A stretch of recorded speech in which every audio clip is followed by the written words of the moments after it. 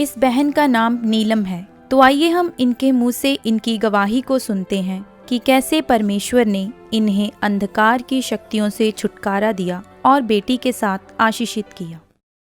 सभी को जय मसीह की। मेरा नाम नीलम है और मैं हरियाणा से आई हूँ। परमेश्वर ने मुझे दुष्ट आत्मा से और शैतान के अटैक से आज़ाद किया और बेबी गर्ल के साथ ब्लेस किया है। आज मैं अपनी ज़िंदगी की बहुत बड़ी गवाही देने जा रही हूँ। 2018-12 में मेरी मैरिज हुई थी। मैरिज के कुछ टाइम तक मैं और मेरा हस्बैंड बहुत खुश थे। उसके 2 मंथ बाद दुष्ट आत्मा के अटैक होने लग पे सी कि जिस तरह मैं सो रही हूँ, मैंने सोने तो बाद जिस तरह मेरी हस्बैंड भी मेरे पास होते थे, आवाज़ नहीं बाहर निकलती थी। मैं उनको जगाने की कोशिश करती थी बट मेरी वॉल्यूम बाहर ही नहीं निकल पाती थी। जैसे कि मेरे पर किसी ने दबाव डाल रखा, मेरा गला दबा रखा हो। मैं बहुत चिल्लाने की बोलने की कोशिश करती थी, जोर लगाती थी बट मेरी आवाज़ बाहर ही नहीं निकल पाती थी। जैसे कि फिर एकदम से मेरी जाग खुलती, आंखें ओपन होती तो मैं अपने हस्बैंड से बात करती कि ऐसे ऐसे मेरे अटैक हो रहा है, किसी ने मेरा गला दबा रहा है। तो ये कुछ टाइम तक मेरे 2-3 दिन तो ऐसे चलता रहा। मुझको ऐसा लगा कि जैसे मेरे अपने वहम है कोई। फिर ये कंटिन्यूस मेरे होता गया।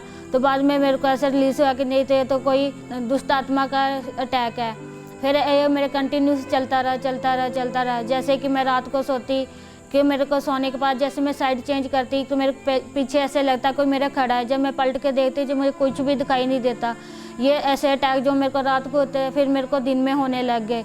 ऐसे अटैक मेरे बढ़ते गए। जैसे मैं रात को सोती उसके बाद मेरे बॉडी पर नील पड़ने लगे। जब मैं सुबह उठ के देखती तो मेरे बॉडी पर नील होते थे और उनमें बहुत ज़्यादा पेन निकलती थी। ऐसा होता था जैसे किसी ने मुझे स्टिक से मारा हो। मैं अपने हस्बैंड से कहती थी कि मेरे बॉडी पर नील कैसे आ गए। वो कहते मेरे को नहीं पता और मेरे को खुद भी नहीं मालूम होता था कि मेरी बॉडी पे नील कैसे आए और कहाँ से आए। मैं बहुत परेशान होने लग गई। उसके बाद मेरे को जैसे कोई रात को 12, साढ़े 12, 1 बजे, 2 बजे खेड़ भी आने लगी। 3-3, 4-4 घंटे मुझको खेड़ आती थी और उसके बाद मुझे 5-5, 6-6 घंटे तक कुछ भी होश नहीं रहता था। जबकि मेरे हस्बैंड मुझे संभालते थे, पूछते थे, जब कुछ भी मुझे मालूम नहीं होता था मेरे साथ क्या हुआ क्या नहीं। जब मैं सुबह उठती तो मेरे उठने की हिम्मत नहीं होती थी। मेरी बॉडी में बहुत ज़्यादा पेन होती थी। मैं घर का कोई भी काम नहीं कर पाती थी।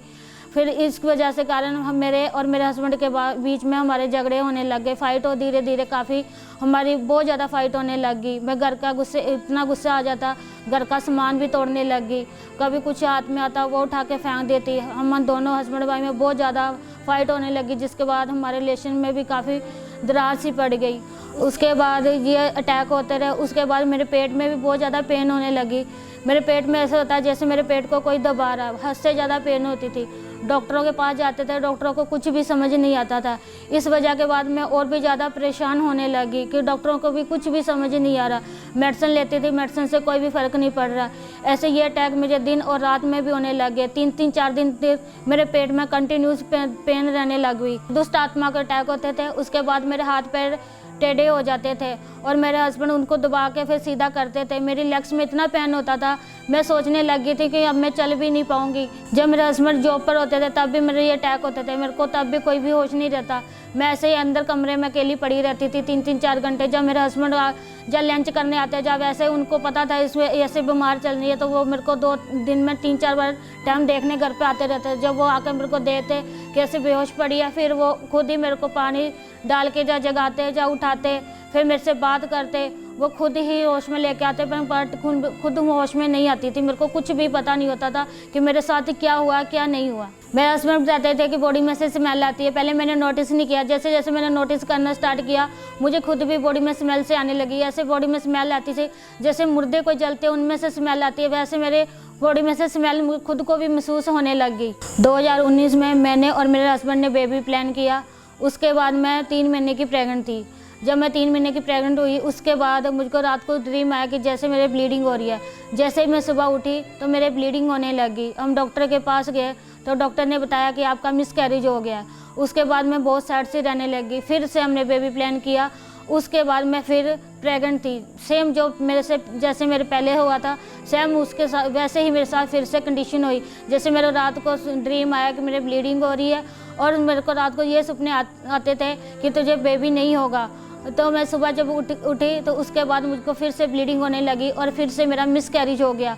जब सेकंड टाइम मेरा मिसकैरेज हुआ, मैं बहुत ज़्यादा रोने लग गई और डिप्रेशन में रहने लगी। उसके बाद मैं अंदर अपने रूम में रहती, अकेले ही रोती रहती। हस्बैंड से मेरा दिल बात करने को दिल नहीं करता था। जब भी वो मेरे से बात करने की कोशिश करते थे, मेरा दिल करता था मैं अकेली चुपचाप बैठी रहूँ, किसी से कोई भी बात ना करूँ।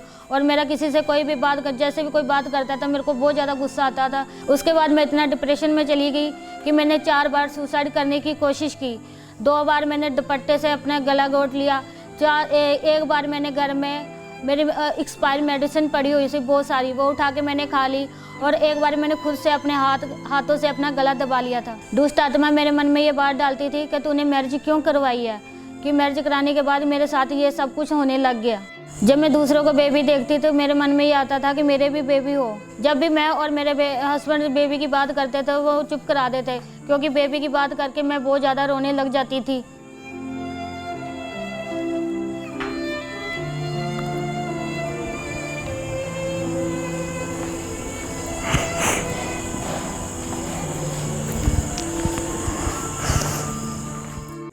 उसके बाद मेरी मम्मा ने खमरा चाची के बारे में बताया कि जैसे मैं ठीक हुई वैसे परमेश्वर आपको भी बेबी ब्लेस करेगा। उसके बाद मैं यूट्यूब पर ऑनलाइन मीटिंगें देखने स्टार्ट कर दी।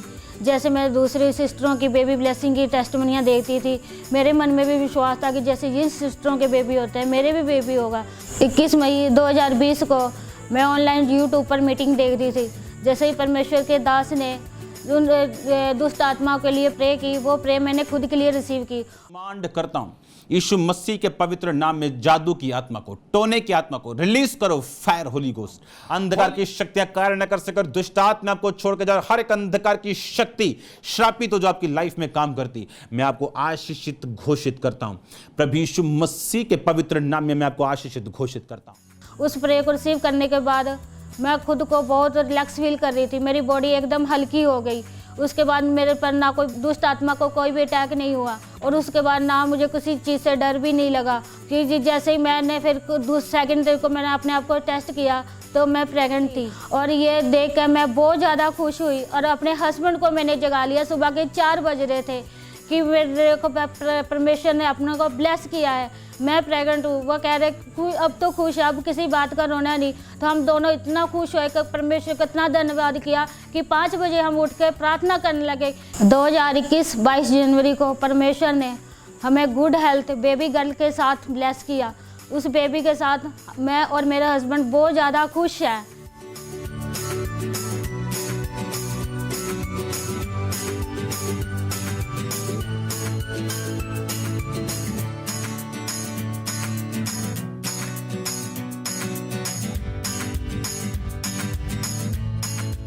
इस छुटकारे और इस आशीष के लिए मैं परमेश्वर और परमेश्वर का दास का बहुत बहुत धन्यवाद करती हूँ। सबको मेरी तरफ से जय मसीह की।